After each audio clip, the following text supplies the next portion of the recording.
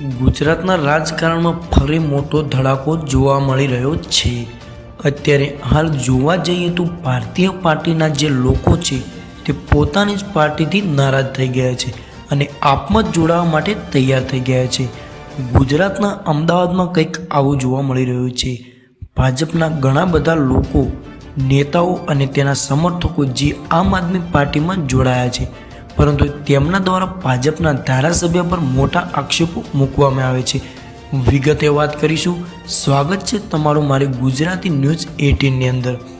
અમદાવાદની અંદર જે 32 વર્ષ અથવા તેનાથી વધુ જે લોકો કાયમ માટે ભાજપમાં રહ્યા છે, તે લોકો અને તેમના સમર્થકો હવે આમ આદમી પાર્ટીમાં જોડાયા છે અને તેમના દ્વારા ભારતીય પાર્ટીના જે ધારાસભ્ય છે અને કોર્પોરેટર છે તેમની પર ગંભીર આક્ષેપો મૂકવામાં આવે છે। એવું પણ કહેવામાં આવે છે કે ભાજપની અંદર જાતિવાદ કરવામાં આવી રહ્યો છે અને તેના સિવાય બીજા ઘણા બધા લોકો આ પર આક્ષેપો મૂકવામાં આવ્યા છે। આમાં કેટલાક એવા પણ નામો છે જેઓ લાંબા સમયથી બીજેપી સાથે જોડાયેલા હતા, પણ હવે કહે છે અમને લોકો માટે કામ કરવાનું હતું, પણ ત્યાં જ અવાજ દબાય છે। ઈશુદાન ગઢવી અને ગોપાલ ઇટાલિયા ખુદ આ જોડાણમાં સક્રિય ભૂમિકા ભજવી રહ્યા છે। આપણા સૂત્રો કહે છે આ તો શરૂઆત છે, હવે દરેક જિલ્લામાં બદલાવ આવશે। તો શું કારણ છે બીજેપીના લોકો આપમાં જોડાઈ રહ્યા છે? સૌપ્રથમ ઘણા નેતાઓ તો માને છે હવે સામાન્ય કાર્યકરોની અવાજ બીજેપીમાં સંભળાતો નથી। બીજું, આપ એ પોતાના કાર્યકરોને સીધો પ્લેટફોર્મ આપ્યો છે અને ત્રીજું, લોકોમાં હવે બદલવાની લહેર ચાલી રહી છે। ગોપાલ ઇટાલિયાએ કહ્યું આપ એ રાજકારણને સેવા બનાવી છે અને એ જ વાત લોકો સમજી રહ્યા છે।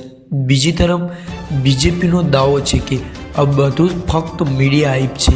તેમનું કહેવું છે કે અમારી પાર્ટીમાં મજબૂત છે, થોડા લોકો જતા હોય તો એની કોઈ અસર નહીં પડે, પણ હકીકત એ છે કે ગ્રામ્ય વિસ્તારથી લઈને શહેરના બૂથ સ્તર સુધી આપ હવે પોતાનું નેટવર્ક ફેલાઈ રહી છે અને એ જ બીજેપી માટે ચિંતાનો વિષય છે। લોકો વચ્ચે પણ ચર્ચા ગરમ છે। કેટલાક કહે છે બદલવાની શરૂઆત થઈ ગઈ, તો કેટલાક માને છે આ બધું ચૂંટણી પહેલાંનો ડ્રામો છે। એક યુવાન કાર્યકર કહ્યું આપ અમને બોલાવવાની અને કામ કરવાની તક આપી છે। બીજી તરફ બીજેપીના સમર્થકો કહે છે જેને નથી મળતું એ પહેલેથી બક્ષેપ છે।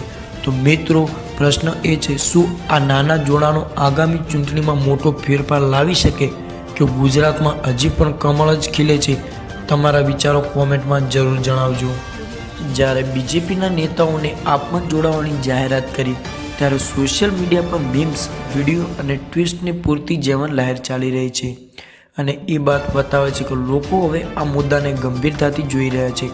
ઈશુદાન ગઢવી અને ગોપાલ ઇટાલિયાની જોડીએ આ જોડાણને એક મોટી ચળવળ બનાવી દીધી છે। ગોપાલ ઇટાલિયા કહે છે આ લડત સત્તા માટે નથી, લોકોના હક માટે છે, જ્યારે ઈશુદાન ઉમેરે છે બીજેપી એ ગુજરાતના ખેડૂતો, બેરોજગાર અને મધ્યવર્ગને ભૂલી લીધા છે, એ માટે લોકો પોતે બદલાવ લાવી રહ્યા છે। આ નિવેદનો પછી બીજેપીના ઘણા નેતાઓને પણ પ્રતિભાવ આપ્યો છે। તેમણે કહ્યું આ ફક્ત લોકોમાં ખોટો વિશ્વાસ ફેલાઈ રહી છે, પણ લોકો હવે કહી રહ્યા છે આ વખતે વાત અલગ છે। હવે જે કોંગ્રેસ માટે સ્થિતિ મુશ્કેલ બની રહી છે। આપ એક તરફ બીજેપીના સમર્થકોને ખેંચી રહી છે, તો બીજી તરફ કોંગ્રેસના ઘણા વર્ગો પણ ધીમે ધીમે ખસી રહ્યા છે। વિશ્લેષણો માને છે કે આવતા ચૂંટણીમાં ગુજરાતમાં ત્રિકોણીય લડત જોડી શકાશે, બીજેપી વીએસ આપ વીએસ કોંગ્રેસ, જેમાં યુવા મતદારોનું વલણ ખૂબ જ મહત્વ બન્યું છે। અમારી ટીમે ગ્રામ્ય વિસ્તારોમાં જઈને લોકોની વાત કરી। ઘણાએ કહ્યું અમે વર્ષોથી બીજેપીને મત આપ્યો, પણ હવે આ નવા વિકલ્પની જરૂર છે। એક યુવાને કહ્યું આપ શિક્ષણ, આરોગ્ય અને રોજગારીની વાત કરે છે એટલે અમે એક તરફ જઈએ છીએ। જોકે કેટલાક લોકો હજી પણ કહે છે બીજેપી એ વિકાસ કર્યો છે, એના માટે મત બદલાવ મુશ્કેલ છે, અર્થાત લોકો બે ભાગમાં વહેંચાઈ ગયા છે અને એ જ ગુજરાતની રાજનીતિમાં સૌથી મોટો ફેરફાર બતાવે છે।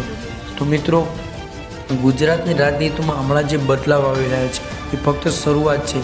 આગામી સપ્તાહમાં કયા મોટા ચહેરા જોડાશે આપ સાથે એ જોવું રસપ્રદ બનશે।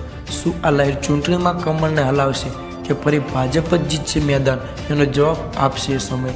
ત્યાં સુધી તમે જુઓ ગુજરાતીનું નિર્ધાર।